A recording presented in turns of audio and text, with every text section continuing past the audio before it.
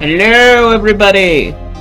It is take two of the Valentines set. This time, I should be audible. Hopefully.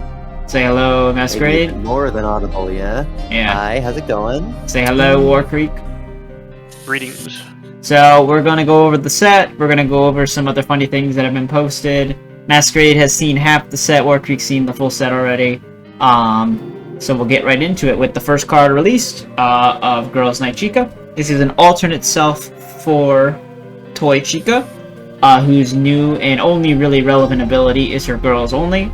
If she claims the power grid, you can add a Wither Chica, Mangle, or JJ from your deck to your hand, and then you get an effect based on which one you add. You can either increase the attack of all Chica Tribe units by 2, you get to target one enemy unit and paralyze it if you add Mangle, or you get to increase your small size limit and then deal extra damage for each small unit that you have.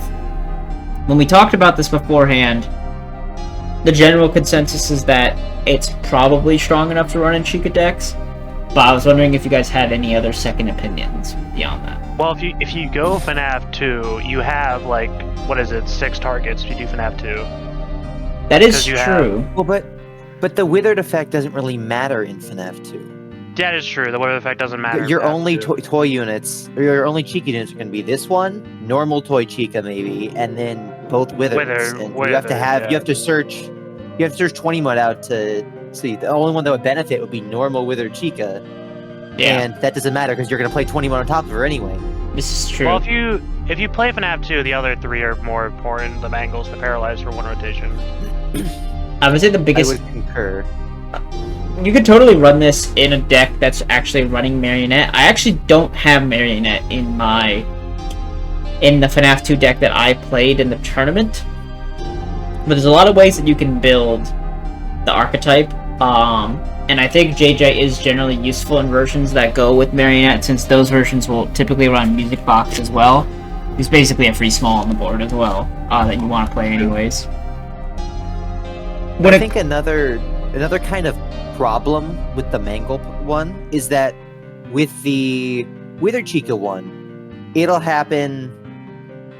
I mean, even if you don't get to do anything that turn, you'll still have that attack boost for later. Yeah. But this is like the most telegraphed paralysis ever. You know, the unit has to be in a position to claim the power grid. The power grid has to be off cooldown. You know, they have to have a free path up there, and then they get to paralyze one of your units. Yeah. And they can't just sit in there, because then someone else is gonna, run in and kill them. They don't exactly have the most survivability. Yeah. I think our general rankings across the board were around 3 stars, I'm pretty sure, for this card. And I think generally that still sticks. I don't think she'll be a mainstay in Chica decks. I don't think she's strong enough to guarantee 20 Wither Chica is played in Chica decks. Just because the lack of justice support, like, it just really feels like it's doing its own thing. Yeah. Beta Mixies, who is being changed once more. Now, when Beta Mixies is deployed, you can immediately move it to an opponent's entrance hall, and then that opponent gains control of Beta Mixies. While they have Beta Mixies under their control, they have to spend 2% more battery for all spell cards. And then when he dies, the original player who deployed them can immediately deploy a Mixies or a Malhair from their deckhand or graveyard into their entrance halls for 1% battery. Initial opinions were along the lines of, like, fun, but probably still not good enough. Better for sure. Better. But, like, Mixies and Malhair aren't the best. Yeah. And if you've already played Vanny, you can't play this guy because it's a large you actually have to deploy, Yeah. And honestly, on deploying it, to an extent, you basically give your opponent a fodder unit. They could, like yeah, it would be 2% more, but they could just kill it with a spell, and that would basically be the same as them playing their own unit and killing it, yeah? Yeah, but that messes with like, timing a little bit, you know what I mean? Unless they're instant casting their Regrets of spell, you might be denying them their large summon. Just a little bit, yeah, but it's not... Which, for a lot of archetypes, to die in the large summon is important. True. I'm not saying it's amazing. You know? I'm just saying that it is probably viable in some capacity now. Yes. Also, unironically, the 2% spell increase is probably the strongest part of the card. While it's under the person's control. Because with the 1 movement unit, it's going to be pretty hard to self-sacrifice him. Unless you happen to have a Regrets of spell. And you're... Yeah. And even, to be fair, if you're running just Mixies or Malhair, you're basically spending 5 to give them a Regrets of target that they have to spend 5 for, and then you immediately get to deploy your Mixies right afterwards. I think it's a fairly even trade. Yeah.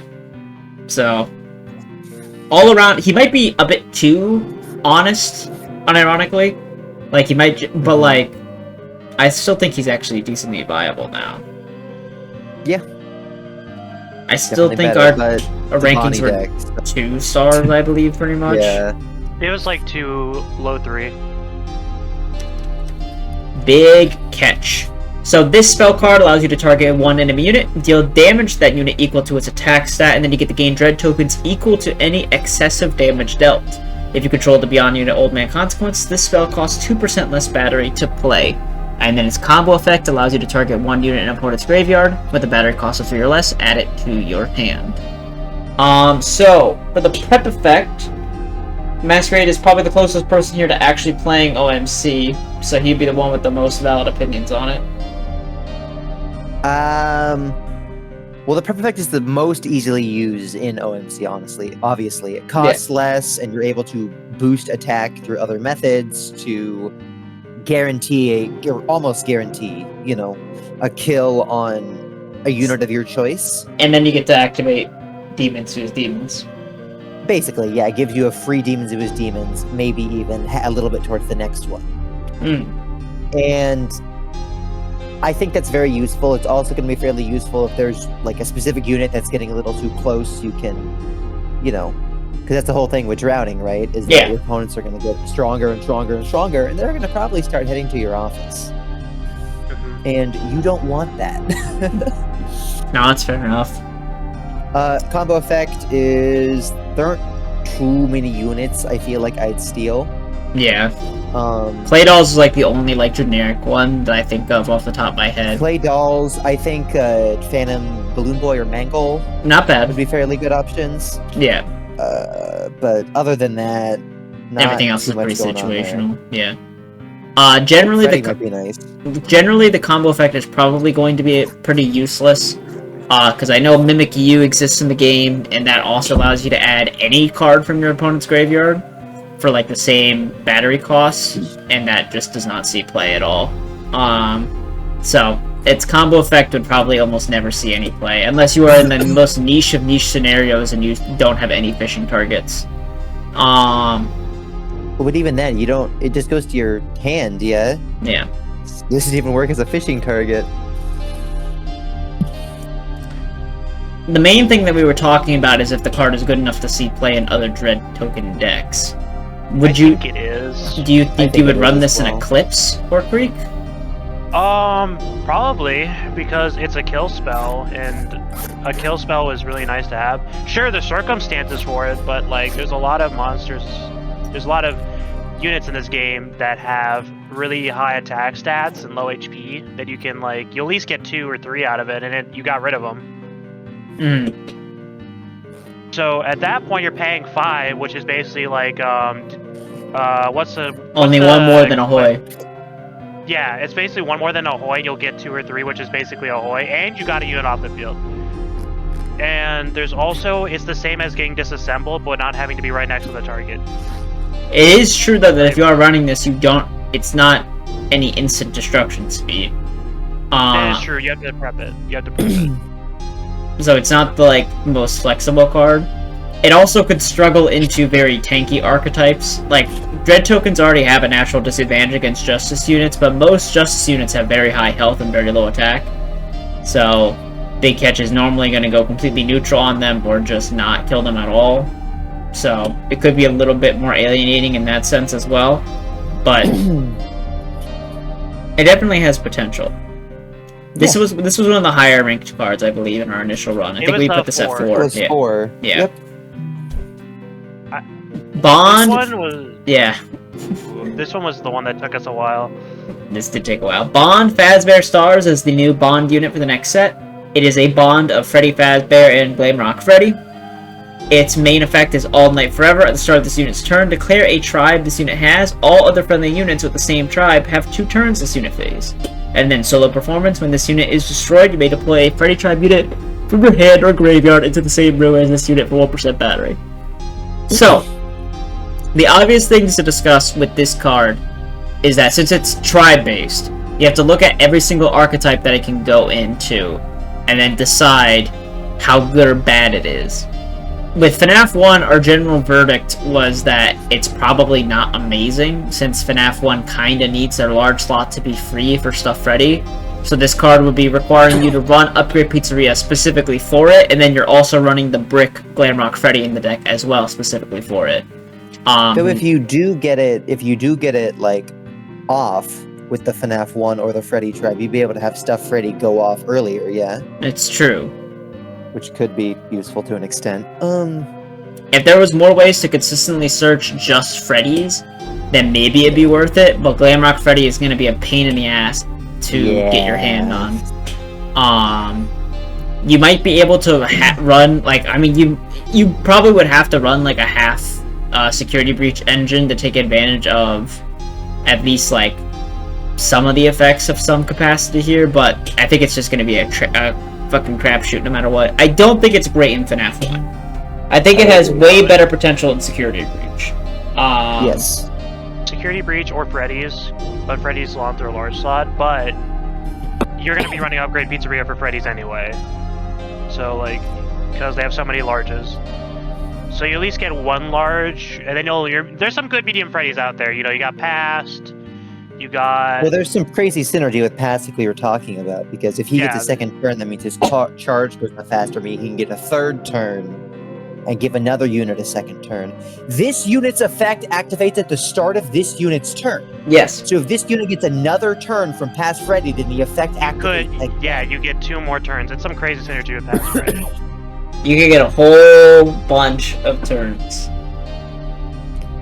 Is that in any way, shape, or form practical? Well, I mean, you have to get the Bond unit out is probably the least practical part, to be honest. I mean, getting Past Freddy out and getting a single unit out would be easy, but getting this thing out and getting Past Freddy out... Well, with Glamrocks, you have TJ to search. You also have their other spell to search now. So you have, like, 2 things to go find him with that. So the only thing you have to look for is really is just normal Freddy. And normal Freddy has Welcome to the Show, which is... Yeah, that's true. It's expensive, very expensive. It's a 5. Also, Broken Family will help if you're running Freddy's. Yes, that's the thing. This card has a lot of different attributes, positive and negatives, based on what archetypes you're putting them into. Like, FNAF 1 loves it for stuff, but it's very hard to get him out. For Freddy's, it's really good if you do get him out, but it's, like, probably the hardest archetype to put these 2 units into, since most Freddy decks are pretty Nightmare-oriented, with Dreadbear and Nightmare, Fredbear, etc. So, you have to put a lot of glue to try and get Bond Fazbear Stars to work. Security Breach is probably the easiest one to make it work. But then, of course, regular Freddy Fazbear is the hardest card to search in the Security Breach version. So there's, like, no, like, easy way to make the card work guaranteed across these things, because it's very difficult to search these units. And Security Breach runs into the issue of they are glass cannons. They really don't survive more than one minus DJMM, Security Breach probably cares the least about the extra turns as well. So, it's an interesting one. Most Bond cards right now are not good. They're gimmicks for the most part, and just like we were talking before, you could do some pretty fucking crazy gimmicks with this card with Past Freddy, or any other effect that gives multiple turns, although there isn't that many that do that. I also still feel like, compared to the other 2 Bond units, this guy is a bit less crazy. Like, all the bullshit you can do with Deadly Duo if he actually hits the field. Deadly Duo is also, I would say, at least a little bit easier to get out. With how many ways in a Wither deck you have to get an extra Withered Foxy, or bring him back, or whatever. Yep. And then Halloween Slashers, even if they're, like, kind of slightly worse, probably stat-wise, with less movement and a bit less attack, like getting those corpses and making cards almost free, I feel like is more impactful than anything but like the best of All Night Forevers, you know? Yeah. I can see where you're coming from with it. It's just...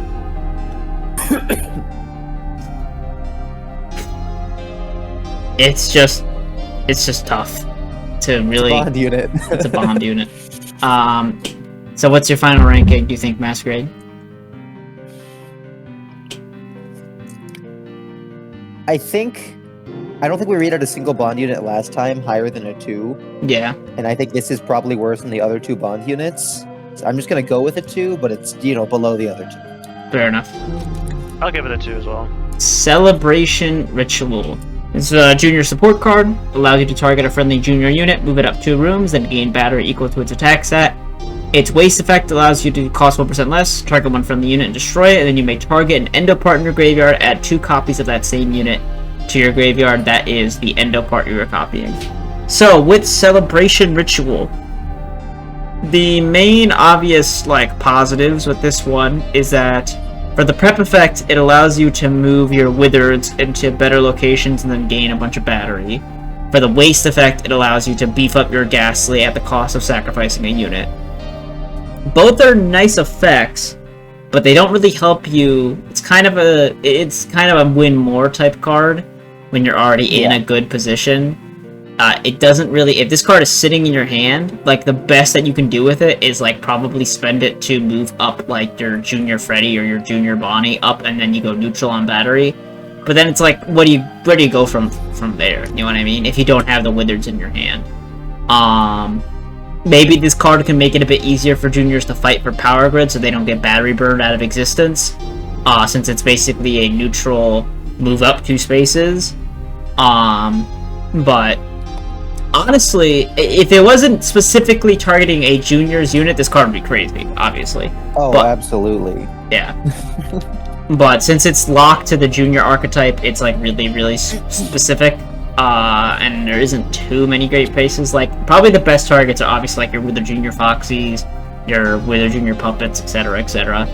And then at the end of the game, if you do get Ghastly out... Oh yeah, if you get Ghastly, yeah. Battery back. It's a huge boon to Ghastly. That is 100% true, yeah. If you do get Ghastly Mangle out, she has a big attack stat, you can basically have an entire second extra life at the end of the game. Yeah. It's a waste, so if you do make Ghastly and you go to the end game, you could target Ghastly and get a bunch of battery as well. Because you'll probably play it for the... You'll want to play it for the waste effect if you're, like, going for a big Ghastly, you know? Yeah. Because that's a common complaint I've heard, is that Ghastly Mangle generally gets out with pretty abysmal stats for a boss monster, yeah? Yeah. And then it'll be in your deck, and then hopefully you'll get it near the end of the game, where you can then use it if you do get your Ghastly out. But it doesn't help you get your Ghastly out, which is the real problem with Junior's decks, yeah? Yeah. All around, probably still a 2-star card. It's just probably a bit too win more to actually make it happen right now, but we'll see. We'll see how it goes. Chaos Flame. Chaos Flame is getting a pretty simple buff from 1 Dread, from 5 Dread and 5 Justice back down to 1 Dread and 1 Justice. There isn't too much to talk about with this one. Obviously, it's going to be used in the Chaos archetype, which is really bad right now. I don't think it's enough to make Chaos viable on its own, but it's fairly strong, especially with the Still Here nerf that's about to happen in a bit. So, I don't know. I still think it's probably a 2-star, though. Yeah, it's definitely better. Yeah, I think 2 stars fine. Clowning Around. This is a new spell card. Preparation. All friendly units with charge abilities have their charge counter increased by 1 and gain 1+ movement. The instant effect allows you to increase a unit with a charge ability to its max by discarding a Jackie from your hand. This one had a lot of theory crafting last time we were looking at it. Obviously, the prep effect is good for pretty much bloody scooping and some other miscellaneous sister location effects. I was going to say there's also That's Immortality. True. There was one more. It's if you want to play Special Delivery, this is probably one of the better cards for Special Delivery because they have a lot of charge abilities that care about this. Do they? I'm trying to think. You have like Jetpack, Firework, Firework, Freddy, and then what? Game Over. No, not no, not game over. Not game over. Not game over. There's the other Chica. Whenever you High get Score doesn't have it. She's never No, charged. that's And right. High then score makes your charge abilities better. So I neither guess does it's really Scorching. neither Scorching. I don't think there are too many charges in an archetype that matter. So it's just Firework Freddy and Jetpack. I think that's it. That's I it, guess yeah. like what fucking Darkwater Endo as a charge ability, but you're never gonna use it. Are all the frosts? No, none of the frosts they, are charge related. no, Frosts are I cooldown think related. Frostbear does. Freddy Frostbear, the 20 mode, but That's true, but you can't really run. I don't think it's. Yeah. Okay, then. So it's just those two. I thought it would be better in that one. Yeah, pretty much the Bloody Scooping and Mortality are probably the two best places for it. The instant effect generally is seen as not worth it, which is kind of surprising. I was expecting more worry about 20 mode Spring Bonding, honestly. I just think that you're already using most of your search in that deck to get Spring Bonnie. Yeah. Like, he does have a few dedicated search cards. You're not going to have to worry about using, like, your Aggressive Flame if you're running it or something for him. But, like, you know, this is like a... It's like an afterthought, kind of, yeah? Because you have to get him, and I feel like generally you build up Sin while he's on the board. Because you can't go above 3... Until you get him. Until you get him. So... And then you have to basically run a Brick and Jackie the entire game. Yeah. It might be okay for the prep effect. Yes, yes. Giving him an extra movement, giving him 4 movement, and then you just get a free little charge, you know? Yeah.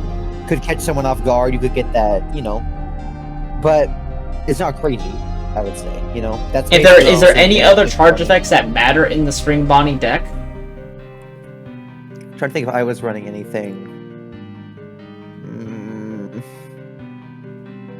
I don't really think so. I can't think of anything, no. So it would just be a weird card that you only are able to play at the very end, you know? Yeah. It could be fun with normal Spring Bonnie if you're just running him in a deck. Oh, that's true. Giving him an extra movement, suddenly increasing his charge to 4, and then blowing up and killing like everything. If you're playing the golden deck, then yeah, it'd be kind of fun. Will be interesting. As of now, though, I don't want to give it 4 stars since it's so narrow in its usage, but I think it would be a high 3-star because I generally think Bloody Scooping is an alright archetype. Yeah. Yeah, I'd say it's a 3-star card, and it's also got Mortality. Mortality. Oh yeah, also Mortality. Yeah, exactly. Actually, I might bump it up to 4 stars because I forgot about Mortality. Because I think this card makes it in Mortality every time, right? It's gotta. Yeah, probably, yeah. Your clocks will move, what is it? They move 2 already, they move 3, and then their turns would go off in the same turn. Cyber Fun Endo, 3/3, 2 movement, 3 battery unit, Walton Files, small Endo. Its skeleton effect is like the rest of the Endos. After 3 turns, you get to sacrifice Cyber Fun Endo and deploy any Walton Files from your deck, hand, or graveyard. And his unique effect is They Can Dance. If this unit is destroyed in combat, then all other friendly Walton File units gain +1 movement and can move diagonally. Which basically means they can go fucking anywhere they want to. But it's pretty specific. Our general consensus is that this is pretty much good everywhere for Walton Files. Mm-hmm. Yeah. There isn't too much to discuss. It's better in probably Mortality than it is in most of the better Walton Files decks. Than it's, you know. Yeah. Because Immortality is probably the best one we have right now. Yeah. Mortality is probably better than Wonderland right now. Oh, absolutely. Yeah. But it's an interesting one. It's probably going to get slotted into a lot of deck slots. It might knock Billy finally out of the decks. Sad. But he gets what he fucking deserves. Billy, the Destroyer of Worlds, fallen. It is not the easiest card to use. He only has 2 movement, and you have to run him into something to get his value. Yeah. And because of that, he's probably going to have to move into, like... He can't just sit in the entrance halls to get that value, you know? He's going to have to leave and try to kill something. Yeah. He's so like if they have any sort of damage spell, or... You know, if they have some sort of, like, a rush unit shows up all of a sudden, or anything like that, or they just give one of the units an extra movement, you might just not benefit from his effects because it only happens for that. Yo, I just realized something. Clowning around into Cyber Fun Endo. That would be nice, yeah. Well, because you're already running it in Mortality, and then you can also run Clowning Around with Shaw, who's another charge unit as well in the Walton Files archetype. True, true. So you have at least some amount of synergy as well. Yeah, that could be useful, definitely. Because I think that's one of his major problems. It's going to be kind of difficult to destroy him on your terms, you know? Yeah, with only 2 movement. The reason why Toy Cupcake can do it is because they can get dropped anywhere, and they have a summoning. And it doesn't matter. And it doesn't matter how they die. Yeah. They die, period. They get their effect. Yeah, I still think he's pretty good though. I would agree. I don't think Walton Files in general is a top tier, with Mortality being the only deck that's probably good enough to see play in like tournament standard right now. But I still think it's a 3-star just because it's gonna bump up a lot of different decks. I would agree. Yep. Disposal! Disposal is receiving a massive rework. For the prep effect, you are allowed to search your deck for a security breach unit and discard it, and then if any friendly unit is destroyed this unit phase, you gain 4% battery to a max of 16. Its waste effect allows you to discard one security breach unit from your hand to then draw 2 cards. If either are security breach units, you can immediately deploy them into your entrance halls. General consensus is that this is very good. Yes. I think it has a place in Wizards, and it has a place in Security Breach, obviously. I know both effects are really good for Wizards, obviously. You can search your deck for you might be running like Prototype in there, or Shattered Monty, and discard it to run your fragile units into things, gain a little bit of battery back. Yeah. Mm-hmm. And then the other effect, getting a Security Breach unit from your hand to your graveyard for a Wither unit, or for a Wither deck, you draw 2 cards, it's free. No reason you're not going to do that. Yeah. You won't really benefit from the second effect, but that's fine. For Security Breach decks, the first effect is still very useful, you know. Yeah, they're pretty glass cannon-y. The second effect has the slight problem that War Creek brought up last time, where they're very freaking expensive.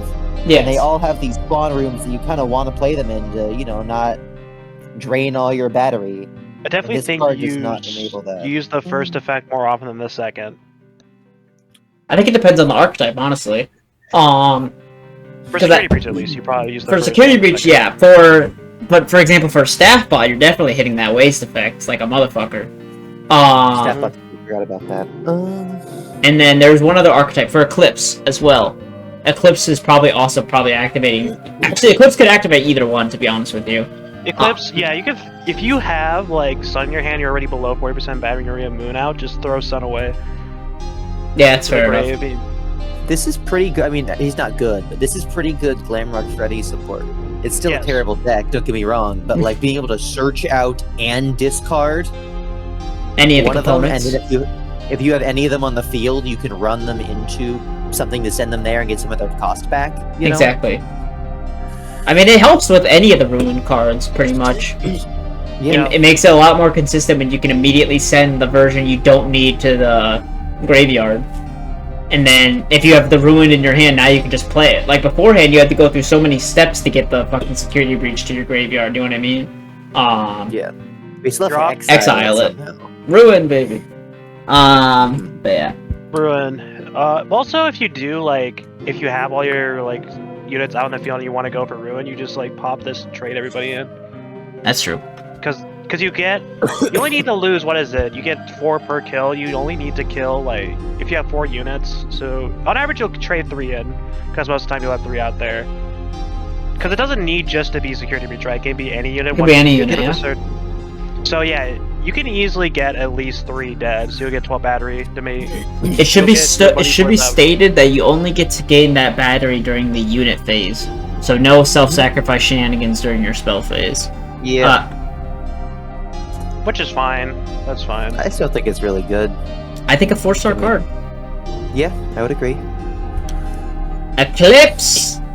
Eclipse is being buffed with 3 major bonuses. His final day is now used on deploy. His final night's cooldown has been reduced from 5 to 3, and he now has a new protection ability in Endless Eclipse. When he's destroyed, you can spend 3 Dread and 3 Justice and 1 Battery to immediately deploy him back into your main office. Warpfreak, you are the man on the Eclipse buff. This is very nice because now you're still gonna be a bitch to get out. Don't get me wrong. Like he doesn't solve that problem, but there's the new cards have helped with that. Like the new one will help with that as well. But the fact you get the tokens on his deployment means that you don't have to worry about keeping track of 2 charged abilities, and you have 2 less turns to actually be able to like shoot somebody and deal damage because he doesn't have an office attack. The only way to like hurt somebody is to use his Final Night. Yeah. Without having to straight up attack them. And now that he has protection anymore, now you don't have to worry about him just getting like randomly like thrown into a scooping room, moved, like you spent the entire game trying to do that. Crushed. Yeah. Nightmare, and when he comes whatever. Yeah, and when he comes back, you do get battery back because he will be redeployed again. Exactly. I think Eclipse might be more justice-oriented in later versions. Now, of course, it doesn't really matter, because you can Celestial Reflection whatever you decide to focus on. But I think they'll probably be more justice-oriented in the future. I think it's always easier to build on Dread and then Celestial Reflection into Justice. You know what I mean? It is way easier to build on Dread, because you have the new spell, too, which will give you Dread, which will be easier to build off of as well. Because Dread just has more cards that like let them get Dread easier. I see where you're coming from. And you need to run a good Dread Full Moon in the archetype anyways. Yeah. Fair enough. What is our ranking on Eclipse? Eclipse was a garbage 1-star card beforehand. I'd probably put him at a 3. He contends with other boss monsters now. I'd agree. We have to see how he, holds up to them. Fair enough. You can trade into most of them, and if you can like get something out of it, then you're good. Oh boy, this one's gonna be a big deal to go over again. Alright, for Ice Sculpting. So Ice Sculpting is a brand new spell card. It allows you to add a Melting Snow unit from your deck and add it to your hand. If you add the unit to your hand, you can then target one enemy unit and freeze it. And if you manage to freeze it, you get to summon a Frozen Sculpture, a token unit. I'll go over them in a second. On an adjacent room to that unit. And then the waste effect allows you to unfreeze one enemy unit, add any spell card from your graveyard to your hand, and then increase the movement of all friendly small units by 2. Now, I know there's a lot of information, but to just make things interesting for War Creek and Masquerade, do you think this has any potential in Staffbot Frozen? Never really thought of Staffbot Frozen, I gotta be honest. Think about all that. Think of all that small support, all that movement that they get. Oh, for the waste, you'd have to run away to freeze them as well. I mean, Winter Wonderland's not bad in a Staffbot deck. 5% paralyze. No, not at all. There'll be a 5% paralyze into a 3% waste spell to give them wounds. It certainly could be useful, but I feel like you're probably... Generally, I feel like I don't have more than one Staffbot out at a time until, maybe the end of the game, They're not, the easiest things to... Because they go right into my deck, they're just somewhere in there. I have ways to search them, but they're not, the fastest ways. I feel like I'd rather probably just run, Tiny Adventure or something. Yeah. If I really wanted to make one fast, than to do something like this and have to do a 2-card combo. Yeah. Yeah. My other question is... Circus? Question mark? Playing this card multiple times would be very annoying. I mean, you don't need... I'm talking about wasting back your golden lock. Oh. Oh! You'd have to run freeze at that point because Circus... What? You have Winter Wonderland that freezes, and there are spells that... And then the rest of them are all special delivery, too, so you can run a lot of the special delivery support in that same archetype. Yeah, you could do Circus Special Delivery. That wouldn't be too bad, yeah. But I feel like it's just adding a lot more things to your deck that would, lower consistency, Yeah, but you don't, mind any of your frozen units getting tricked out. No, not at all, but, I'm just trying to think. Probably the only... Also, if you're tricking your golden lock, then this spell becomes useless, yeah? Yeah. But I'm saying really more so, it's on the turn where the player's going for the golden lock salvage parts. Golden lock waste, when they're going for the full shebang from the hand. I feel like it just adds a lot more moving parts to Circus, which is already not the most consistent deck, At least in my opinion. That's fair enough. And then just for clarity for the Frozen Sculpture, it is a 4 attack, 4 health, 1 movement, 3 battery, small Chica Tribe unit. It has the same Cold Winds carry effect that Freddy Frostbear has, allowing it to move to other frozen enemy units, however it cannot attack to whoever it just moved to. It deals additional damage for each frozen enemy unit, and if it destroys an enemy unit, then it may target and freeze one enemy unit within 3 rooms of this unit. It has the same Melting Snow that they all have, so it doesn't cover up Winter Wonderland. I should also stress that Glacier Force activates even if Frozen Sculpture trades, since all that the criteria needs to be is that it needs to destroy an enemy unit. Which can be quite annoying. It's just a very good unit, you know? I definitely play the spell card to get this thing out if I'm running ice. Yeah. You know, you could also do the disgusting Freddy, like, Toy Freddy trade, where if you kill somebody and they're, like, within 1 room of each other, you can kill the other guy as well. Christ almighty. This one really comes down to what we think Frost as an archetype is going to be. This is probably the only meaningful support Frost is going to get. I think we'll just have to see. They've got a lot of cool cards, which nobody's tried to run it. Like, I think the new waste effect, or new-ish waste effect on Frozen Summon is also really crazy. It makes it very difficult to actually get rid of Winter Wonderland for good. Yeah. But Diamond's the one who's played Frost the most out of anybody. He hasn't played in a while, though. Yeah. I ran Winter Wonderland that one time with that Bond deck, but, you know, that was just Bond, doing Bond things.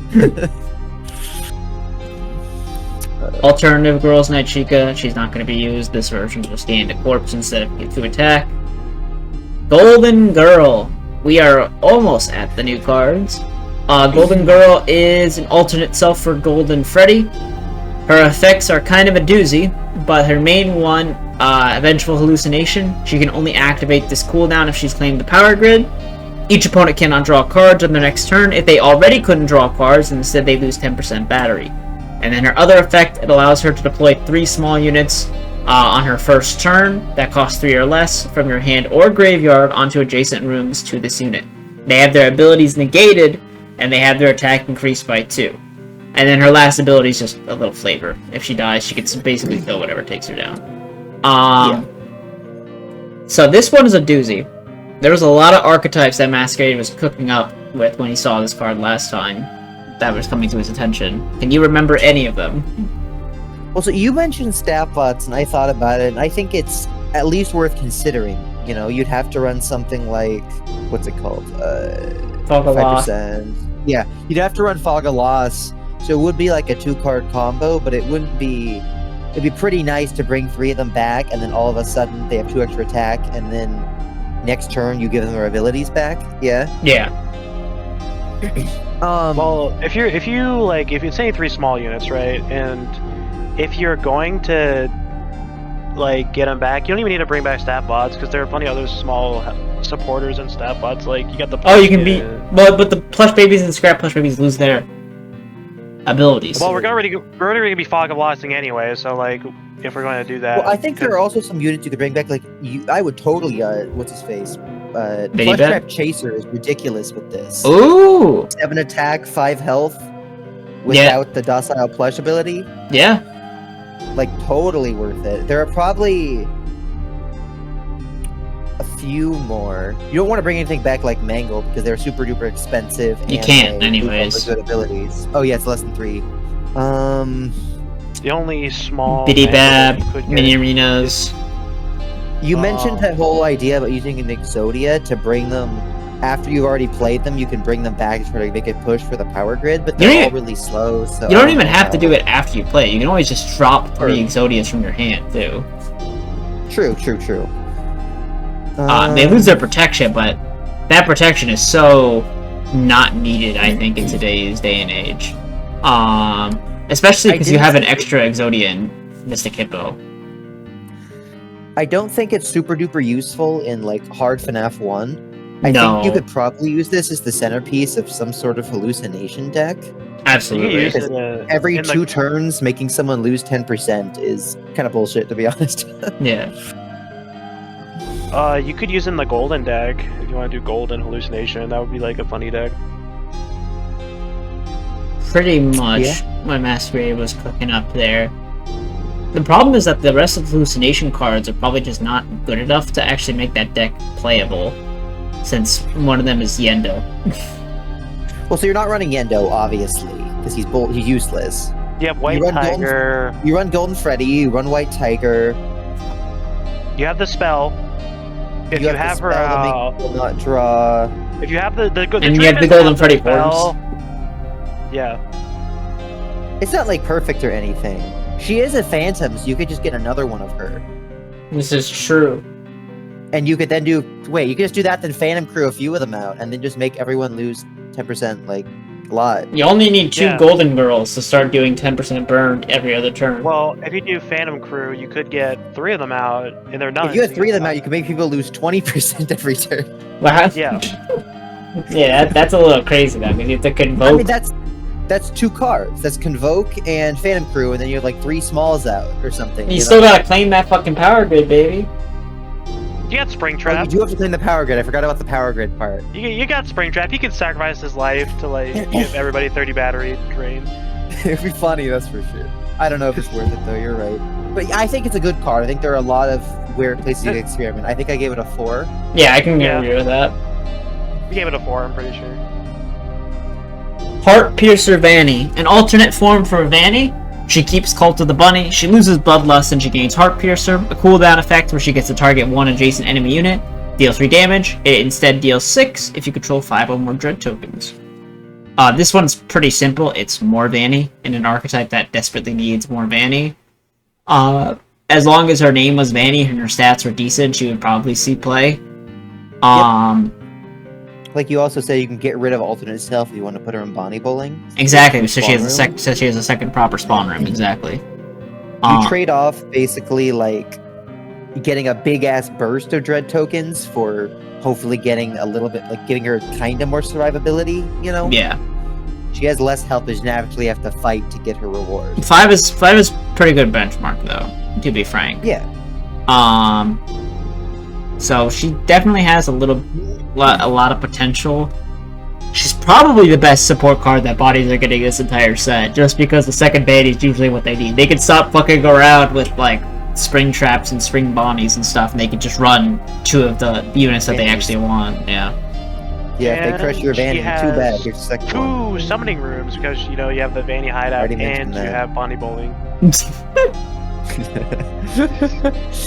Probably a 3-star though, still, because that's probably where the Bonnie deck still lies. Yep. Heart 6 buffs.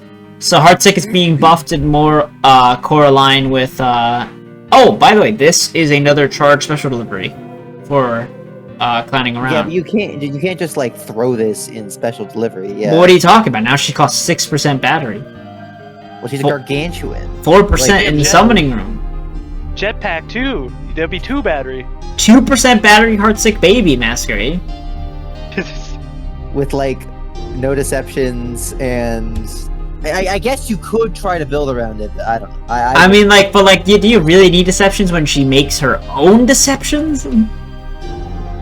After, okay, whatever, sure, whatever. Right. I guess you could run high score too to get it off quick. The dream.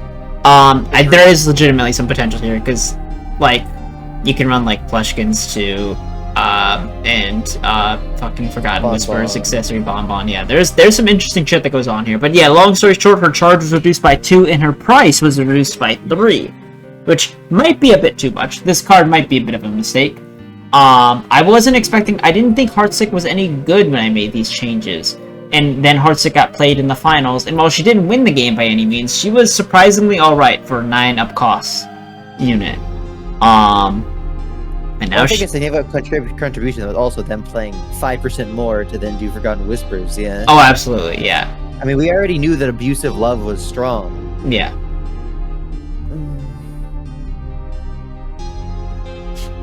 Who knows?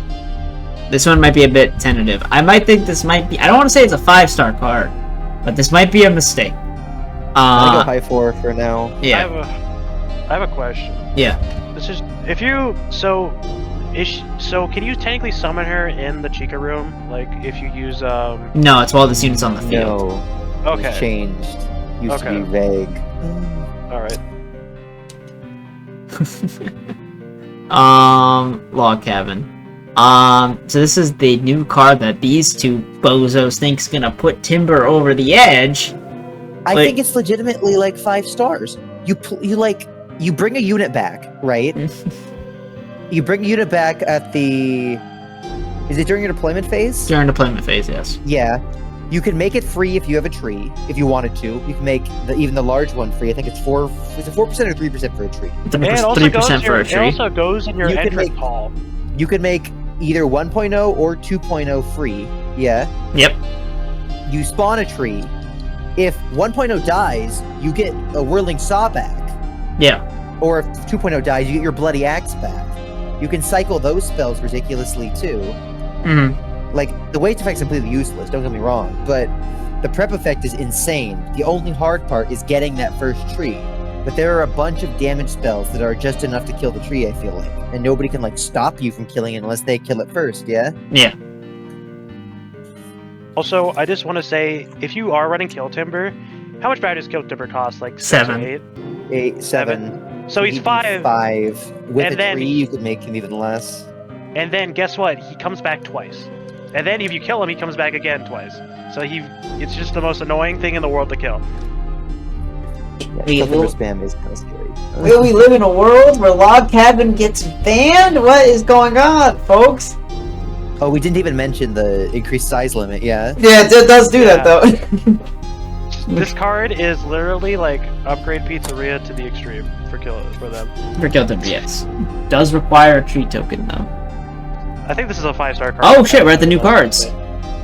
That's what I said. Nightmare Foxy's here. How's it going? Hello, Nightmare Foxy. Hello. Alrighty. What the hell's happening? We're doing the card reveals. You gotta wait till the video comes out, big dog. Aww. It'll be out soon. Alright. So, Masquerade. We have Melting Molten Freddy. An alternate self for Molten Freddy. He has 2 brand new abilities. Bleeding Metal. If this unit takes damage and survives, then you may deploy 1 Endotribe unit from your hand or graveyard onto an adjacent room to this unit for 2% less battery. Molten Rage. While this unit is on the field, whenever a friendly Endo unit successfully attacks an opponent's office, that opponent gains 1 burnout counter. What are your thoughts? Let me think for a second. So the idea is you have to run him in endos, yeah? Yep. It's more endo support.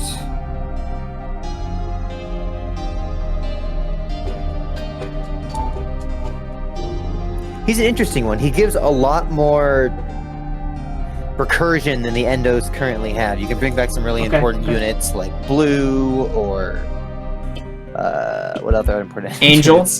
Like, I guess you could bring back red or mouth for those guys too if you wanted to, you know? You have all the innards, you could bring back what's his face, 2.0 for instant rush unit, yeah. Yeah, and he could even hit the office too for an instant burnout counter as well. That would definitely be pretty and scary. Since his name is Molten Freddy, you could use Lost Center to bring it back. You could cycle with Lost Center, yeah. I think he's pretty cool. I'm curious if he would change kind of the type of endo decks you run. Like, would you think you'd still run Golden Freddy? Oh, I still think IGF's not stepping on his toes at all. IGF is... To an yeah, but like, you're going for office hits versus kills, yeah? I mean, sure, but like, I feel like those are kind of mutually exclusive a lot of the time when you're trying to do shit. Like, IGF just doesn't hurt the deck in any way, shape, or form. He searches your Melting Molten Freddy. That's fair. Also, I think we'll just have to... I don't think anybody's run endos in a very long time. They've been really... Because they've been like the exact same archetype since they released back in Joy of Creation hardback. And they've like basically seen like 0 support since. Like the last support cards Endo's got was like Mimic U, which is awful. There's also Molten Reflection, where if you attack their office... Metallic Reflection, which was also really bad. Yeah. The Endo support cards have been awful, so Melting Molten Freddy was deliberately pretty powerful. I don't know what other fire cards you run with this. Maybe you could put a Boil Alive in the deck as well. Just for the fuck of it, since you're already going to be applying some burnout counters. But I'm just saying, you could fuck some over really bad if you do freedom and just drop like 3 endos behind them. If you really wanted to just kill one person really bad. Moving on to Obsessive Bonds. I'll read this one and then I gotta grab my dinner again, but for now, Obsessive Bonds, you get to deploy one unit from your hand that has the ability Bond, ignoring its normal deployment conditions, by targeting and then exiling the 2 units listed on its Bond ability from either the field or your hand. If the unit deployed through this spell is destroyed, the current owner loses 5% battery and must discard 3 cards. I'll let you guys cook with your thoughts on that one. I'll be right back. This is like the that kind of just removes all the effort. Like, it's just, it's not like the easiest thing to do still, but like, most of the Bond units are going to be very fucking difficult to kill. Yeah.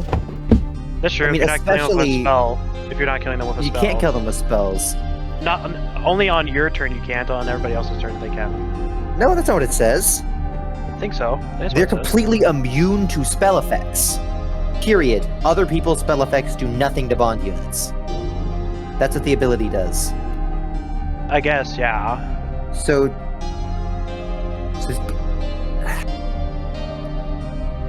you can get them out significantly easier, any of them. It removes all those times you, like, I don't know, play the balloon boy in your office or whatever, and they try to, like, controlled shock it, yeah. Same with Epoxy. You wouldn't have to run as much protection. I don't really care if those units get exiled, because you already can't really do any Bond unit recursion, yeah? Not really. There's only like 2 cards in the game that could even get you the Bond unit back. And they're Pacific cards. You generally have to just bring it back to hand before it dies, and you somehow bring the units back, which is not exactly an easy task. I don't really think the downside is all that bad for what the insane upside is, yeah? Well, alright, so let's just stay. So you have to play this card from your hand. If you have both Bond, if you have both the Bond cards in your hand and the Bond's card, that's 3 cards. Well, they can be in the hand or on the field. Or in the hand or on the field, sure. But you still have to have the Bond card in your hand. Yes, but if you do, then for 8%, 3 plus, you know, I don't think it's that difficult to achieve that condition. Alrighty, folks, sorry, I am back. So what are we thinking? If we're doing this all from hand, say if you did like all this from your hand. Can it be a combination? Can it be a unit on the field? And yes, it can be a combination. Yes. In your hand? Say if you're doing all this just from your hand, alright? You're paying 4 cards from your hand to bring out your Bond unit. You have 3 cards left. So if that Bond unit dies, you must discard 3 cards and lose 5. But it's not going to die the turn it comes out, unless you're like an idiot and bring it out directly in front of something that can kill it. Okay, so if it doesn't die the first turn, say if it dies like on the rotation around, if it does, because Bond units are really big targets. If it does die, you have to discard like your last 3 cards, so you only have 1 card in your hand if that happens. I don't think you understand how difficult it is to actually kill a Bond unit that's not Deadly Duo. They have like 8 and 9 health. They're gonna spawn in your entrance halls. They're completely immune to spells. Like, the only real danger is that the only real way you would kill them is either someone plays a unit destruction unit like Nightmare, which that kills anything. It doesn't matter what it is, yeah? And you can't really, like, plan around that. You could run a spell to counter that too, like or you play room destruction spells. It doesn't. Room destruction doesn't matter if you don't leave. I mean, I don't think you can't send it. You can't send a Bond back to the hand. Yeah. Void does kill it. Void does kill it. Void kills it. Void kills it. Void works, but the other one doesn't. And honestly, you don't actually have to leave the entrance halls with Deadly Duo. Besides maybe. But Deadly Duo is just going to sit in your vent and hit their offices. Yeah. Or if you give him a movement, he can sit in the hallways and hit their offices. And there's nothing they can do about it. Like, I don't think any of the Bond units really have to be at too much risk. If, what's-his-face, Halloween Flasher just sits in your vent, he covers basically the entire board. Yeah. Like, that's not, like, directly next to an office. You're just going to start stacking. You can kind of sit him in the power grid. That's what you did that one game. Or, yeah, the power grid. He's just as safe in the power grid as he is in your vent. There's no difference. If you put him in the power grid, then he loses his spell target immunity. No, it's not target immunity. He's just immune to spells, period. So you can play Crush on him and it does nothing. Yeah. That's what happens. So I think this is a really crazy card. I don't think it's too difficult to at least get one of them in your hand and one of them on the field.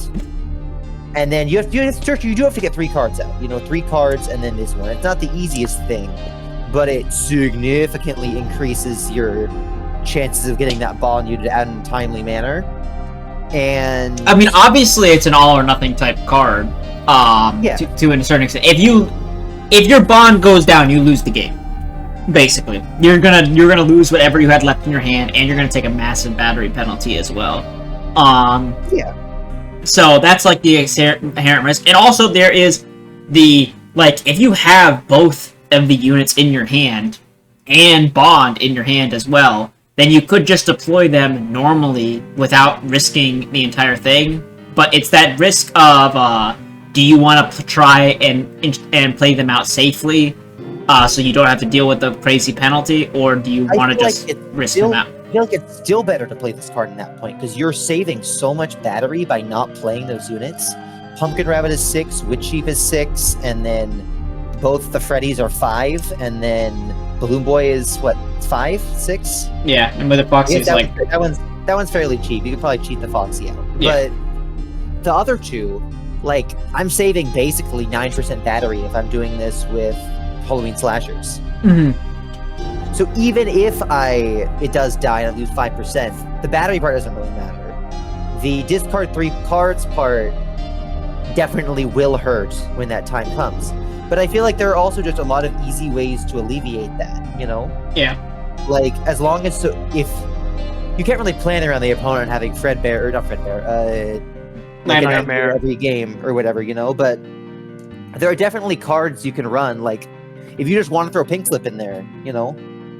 Oh, they're about to kill your unit. Okay, never mind, they're not killing it, you know? Yeah. Or of course, Ferocious Defender is very good. True Terror works on all of them. They're all largest or larger. Little tiny bit. I was just thinking about it in that, particularly for Fazbear Stars, exiling your Freddy Fazbear means that in certain versions of the deck, you're not going to have a good Freddy to bounce back into after he dies anyways. In Security Breach, for example. You don't really have any other Freddys besides Freddy Fazbear since he's getting exiled. Incredibly small, I was just thinking about it.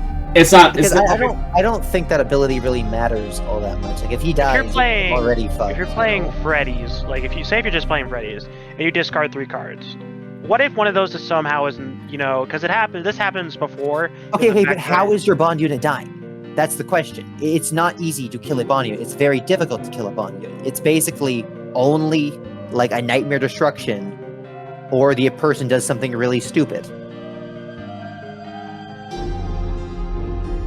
That's the thing. It's very, very difficult to. You should have seen our original thoughts. We were very lukewarm towards this card at the beginning. So, Master, your general opinion is this card is busted, correct? Not busted. It still takes quite a bit of work, but it just makes the bond units consistent, you know? Yeah. It takes a lot of cards. It takes a lot of cards. That's just better than it's easier than a normal bond thing, I would say, than having to actually play every single one of them, yeah, and you don't have to wait a turn with this one.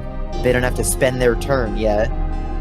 Because normally I get them out, and then I have to wait a turn and hope nobody kills any of them. Mm-hmm. And then I can do it. I would say 4 stars.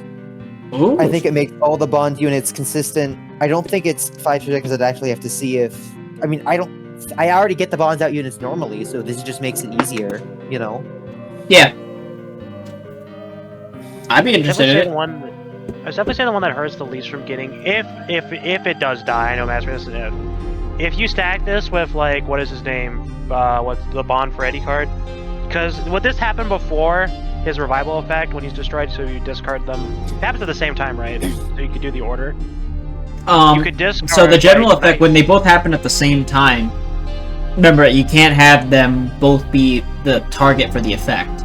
So you can't have Solo Performance's target be a card that's in your hand when those cards are going to be sent to the graveyard at the same time. You know what I mean? Okay. But I just feel like solo performance isn't something you should be planning around. It's not that good, to be honest. You know. Not like. I'm just saying if he does go down, and if the order could be done where if you'd had to discard 3 cards and bring something back and you brought back Nightmare, it wouldn't be that bad in that situation. Yeah, you could just bring one of those units to your discard. I don't think it's that, because it works from the discard too. It doesn't matter, right? Yeah. The solo performance, it's discard or hand. So even if you do discard first, right? Alrighty. Like, yeah. Pallbearer. So Pallbearer is receiving some significant buffs. First up, Dim Hope is being completely changed. Now, Pallbearer cannot be destroyed if you have 5 or less Justice tokens, and your spells cost less battery for each Justice token you have, up to a max of a 5% discount. However, you cannot make the spells free. His Blessing from Beyond is now being changed. When you target one friendly unit, you get to increase their attack, health, and movement by 2, and you grant them the Mercy ability. If they already had the Mercy ability, then instead you grant them another +3 health. And the rest of his abilities remain unchanged. Masquerade. He's crazy. Yeah. I think he's crazy. Yeah. I mean, spending 3 Justice to give any unit in the game 2+ attack, 2+ health, and 2+ movement is insane. Yeah. I mean, I don't even know if you need to go for final piece with that bullshit. You just do it. Like, and then you get back with the Mercy ability 2 tokens from it, yeah? Like, I don't even think still don't think final piece is worth running. I think Pallbearer's worth running. It is true. Dim Hope is insane. He's completely immune to be destroyed unless you remove that ability or paralyze him first. And then he also lowers your spells by up I mean, he's 5%. only immune as long as you have 5 or less. 5 or less? Oh, 5 or less? Yeah. Oh. Because once you get past the 5. Okay, that's not. Okay, let me go back a step then. So he doesn't have insane survivability. He has pretty good survivability because you're not going to kill him while he's still, building up Justice. Yeah. Yeah. I guess that at least still probably gives you a single turn with him. Yeah. Where he's like gonna have, you're gonna have a ton of spell cost reductions, and you'll be able to buff a few units. And if you buff a few units, then you're back below 5. Yeah. Yeah. I feel like that's what you should basically be doing. You should try to always, skirt that line. Yeah. Yep. Like, try to start every turn around 4, and then force them to only use or only attempt to go for instant speed spells to kill him. Yeah. Yeah. And I think he's really, really good outside of Final Piece, and Final Piece is still kind of ass. You can give your failed guardians, your lost princesses, and stuff +3 health too. That's great. On top of what they get, yeah. I mean, they get 5 health, or is they get 5 health. They get 5 health. So a lost princess with, what is it, 4 movement, 8 health, and base 2 attack plus Justice. Yeah. That's a lot to take in. Yeah, it's crazy. It's crazy. It's very, very crazy. I think he's totally worth running now. Probably, like I said, outside of Final Piece. I think he legitimately not give Chica a run for his money with all that bullshit. Also, there's the next card, I think, also kind of gives him another place to go, but when we get to that card. There it is. It's the exact same card, except the Nightmares now get Mercy when they get deployed. So if you run Pallbearer, you give them +5 HP just per Nightmare. Because otherwise they wouldn't work, since they had their own pseudo Mercy that they got from Peaceful Dreams. I mean, yeah. It definitely, you could run Nightmares Pallbearer, and I think it would work pretty well. I mean, like you said, giving them 5 of health and 2 in the other 2 stats is insane. That gives some of that. I mean, that makes. Oh my god, fucking Nightmare Bonnie and Chica. Fuck those guys. Go any of the 4 movement ones. Now they can hit Office right away. Well, but the thing is, you can just teleport over to the offices, start hitting them. I don't think... Because you can reapply Blessing from Beyond. And give them 5 more health. They can permanently hit the office, getting dread every turn, and you clean the power grid. Oh, yeah, that's my bad. I forgot. The Blessing from Beyond is supposed to be once per unit. I forgot. Okay, that's Okay, a little better. That's a little better, yeah. I mean, yeah, I think buffing... I just think that combination is pretty insane. I still think Paul Bear is insane outside of it, but with Peaceful Dreams, he'd be even better. Still not worth running Final Piece. Still here. Still here is being nerfed by 1% battery. However, it's gaining a bit of FNAF 1 synergy as a result. If the spell is successfully activated on a FNAF 1 unit, then that unit additionally cannot be destroyed by damage for 1 rotation. For everybody else, though, it's just a 1% nerf. I don't think it's far enough.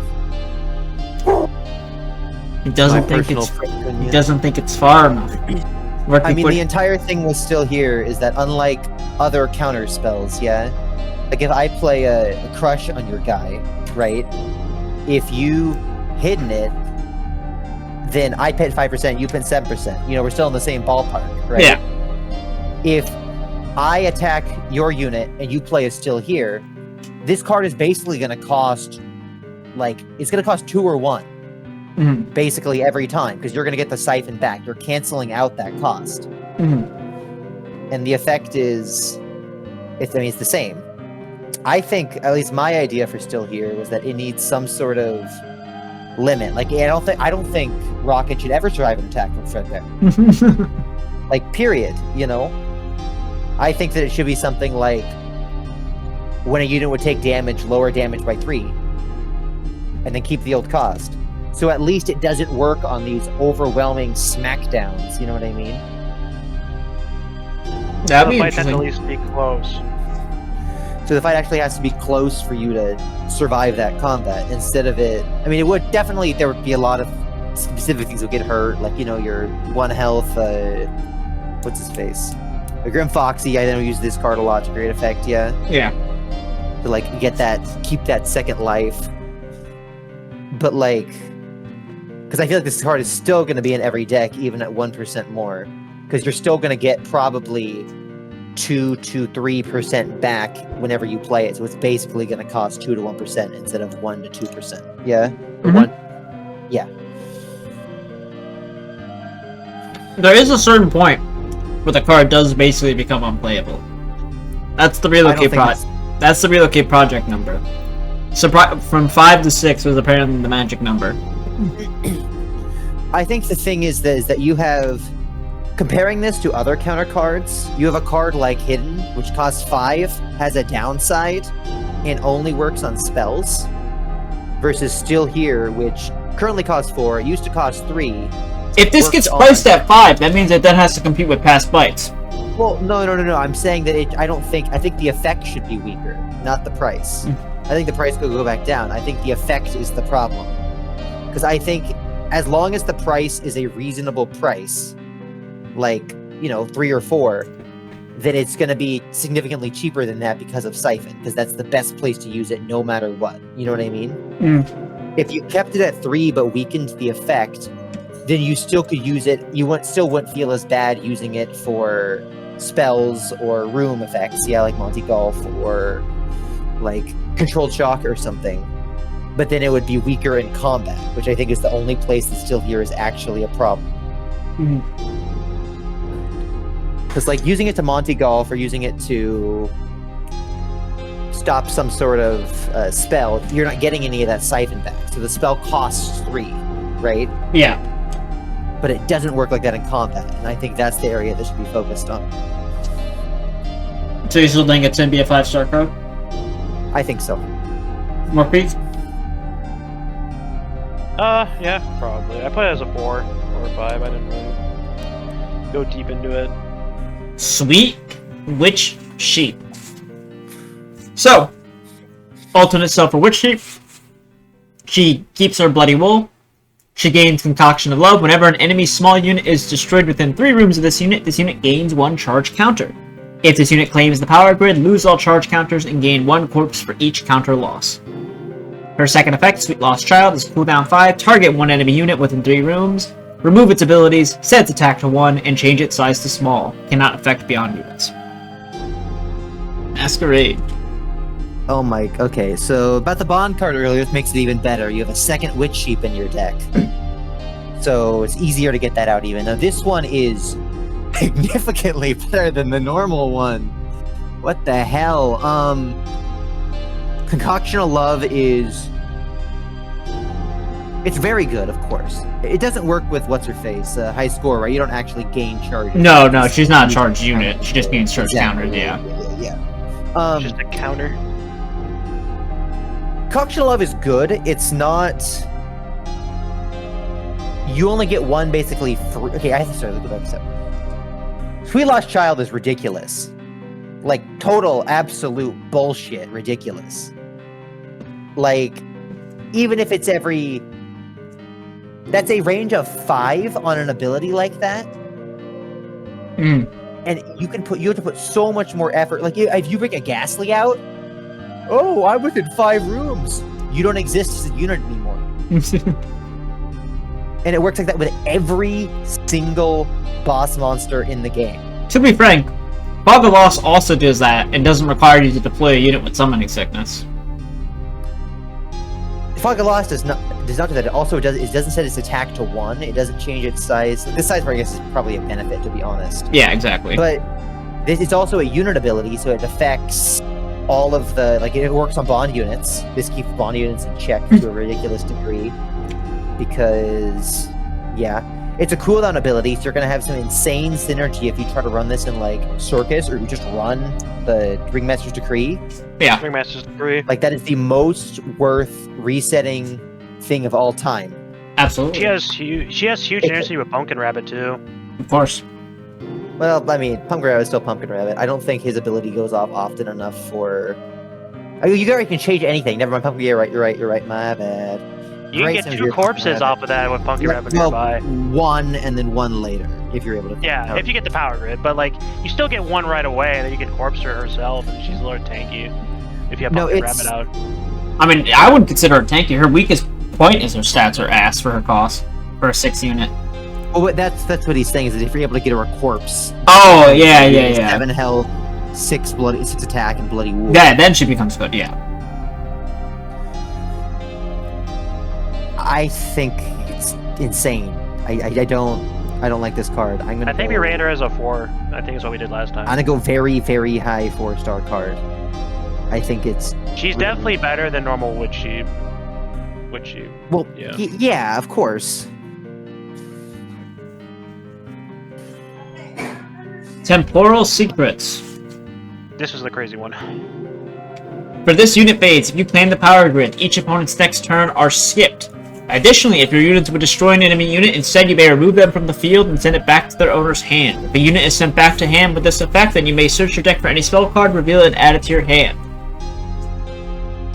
The combo effect, you can secretly set 1 spell card from your graveyard face down. Choose an opponent. If they guess the card correctly, it is exiled. If wrong, then you can play the card for 0% battery for its preparation. And your opponents cannot check your graveyard while you are using this effect. Masquerade.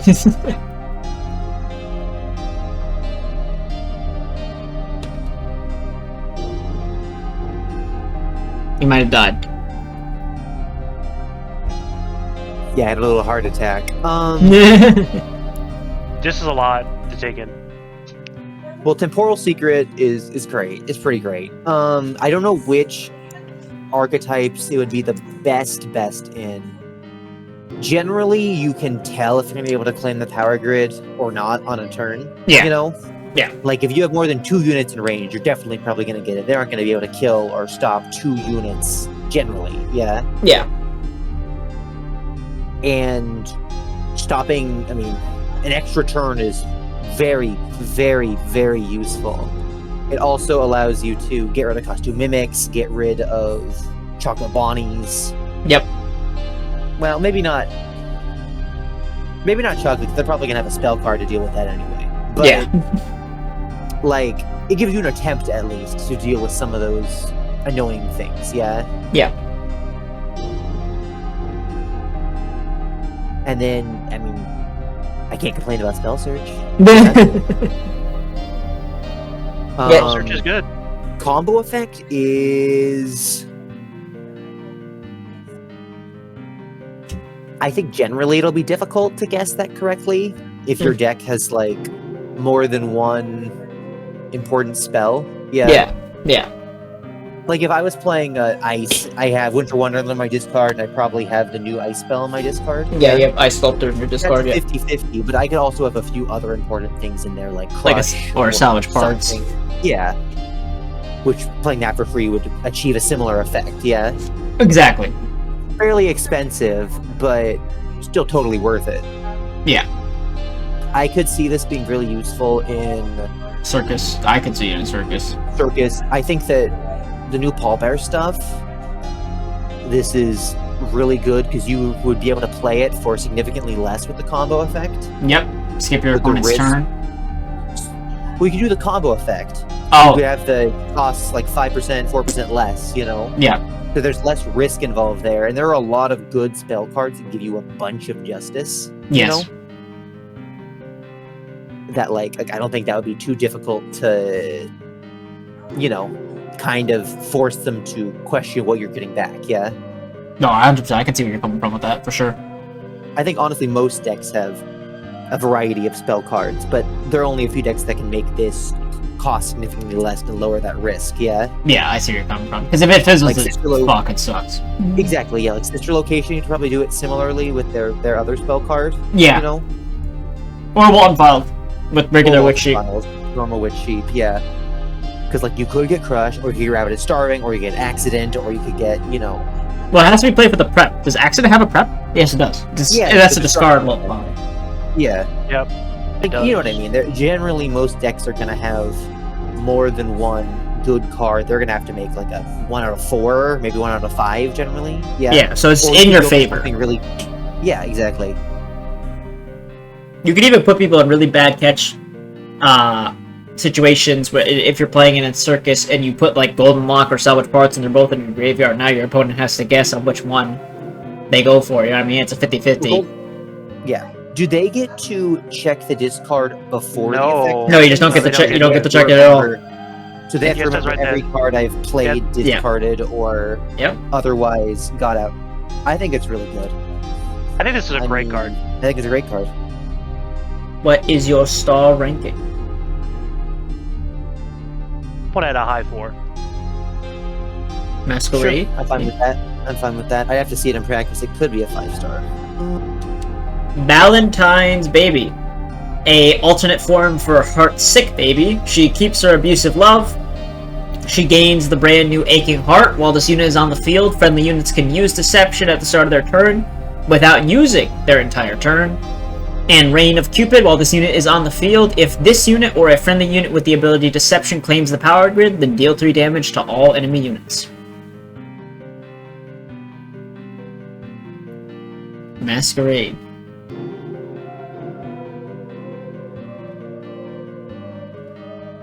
Give him a second.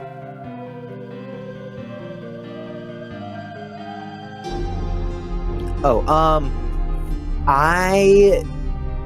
I think in most ways this is a better version of other Heartsick Baby. I mean, she shows abusive love. She'll count as Heartsick Baby, so any of the, like, there is a way to search her out, right? With Boa Cupid, not Boa Cupid. Blessing whatever the the card Cupid, is. yeah. The Blessing of Cupid. Aching Hearts just makes Deception decks so much more consistent and disgusting. Your units can actually go up and attack and do things to all these paralyzed guys. Yes. Yep. And Reign of Cupid is, as a Phantom player, I'm not happy. It's a ridiculous effect.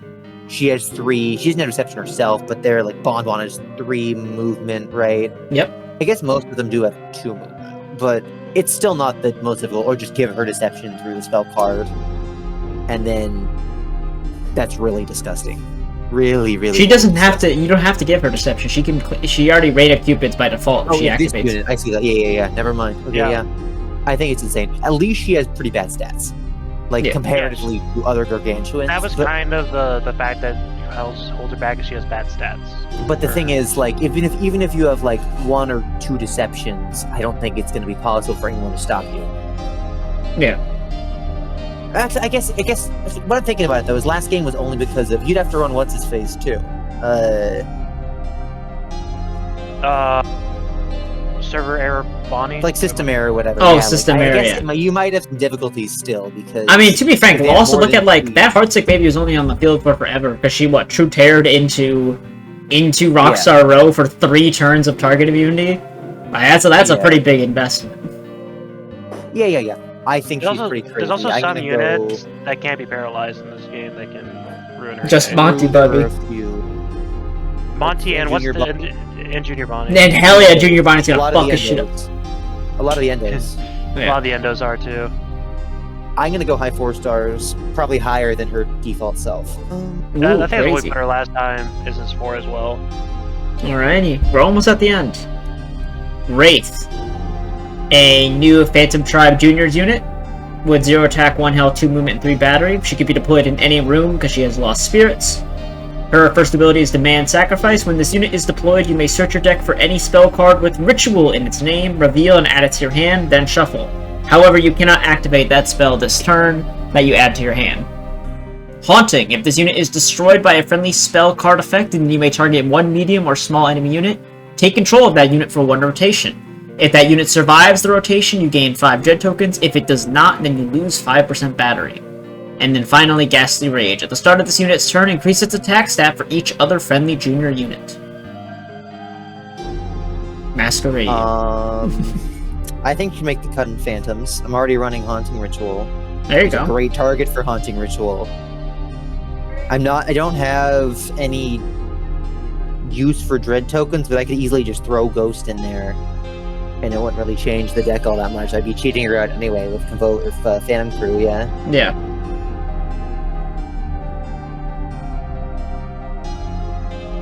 I don't really think Ghastly Rage... I mean, he's better in juniors, of course, but even then, I feel like you still don't want her to die through that effect. You don't want to run her into anything. You wanted her to die through a spell. A spell card, yeah. She is, of course, though, she doesn't have any of the normal Phantom stuff, so she's very likely to just die to a Monty Golf or a, any of the 1 damage pings, Embrace Flame, etc., etc. Exactly, yeah. There's a significant risk to her. Chaos Flame. There's a fair risk to her, not like significant, She's a spell search for 3, pretty much. That's not terrible. I mean, that's basically equivalent to most search, like we said, yeah, and spell search generally costs more than 3. Yeah. But it's only for 3 spells, right? Yeah, Feasting, Haunting, and Celebration Ritual. I mean, of course, it's going to be useful for... But those are also waste spells, so that gives her extra, synergy, because you could play them with their waste effect and go get them. That is true. This definitely helps, what I was talking earlier with the Celebratory Ritual, like an endgame card. Yes. To, search it out and then play it on Ghastly to get, 20% or whatever you have. Yes, exactly. I think and I mean, of course, Haunting is a very strong ability if you're able to. I think she's just great for juniors all around. I think this is definitely better junior support than the other one. Celebratory Ritual. Absolutely. Although, to be frank, I don't think she would have worked if Celebration Ritual didn't get added to the game, since I think you kind of need like 1 more card to search for to make her spell search actually matter. Yep. And then the last thing too is that, yeah, you are right that she actually might be a decent target for Celebration Ritual, not only for the destruction effect, but theoretically she could get a big attack stat eventually to gain you a bunch of battery, depending on what your board looks like. The thing is, Endo parts aren't juniors units for some reason, so that doesn't help. So you only have your ghost, maybe your puppet, maybe another unit. Well, you have a ghost, you have 2 medium slots, and then 1 large slot. That's a max of like 4, 5. You have a Claydolls too. Okay, maybe 6, but you're probably gonna just be better, like you said, with Foxy or Puppet. Oh, absolutely, yeah. But it also means that she's also not a bad unit to kamikaze in with a pull from beyond too, as well, since she's pretty low committed. Also, it's just the most honestly, probably the biggest aspect about her that matters is that she doesn't clog up your fucking main office summon. True. With Lost Spirits. Like, that is so significant for the deck that you don't even know. Also, she's a great junior puppet target, too. Because if somebody tries to immediately ping your Wraith for a Monty Golf and then you junior puppet swap, you get another Ritual Spell Search right afterwards.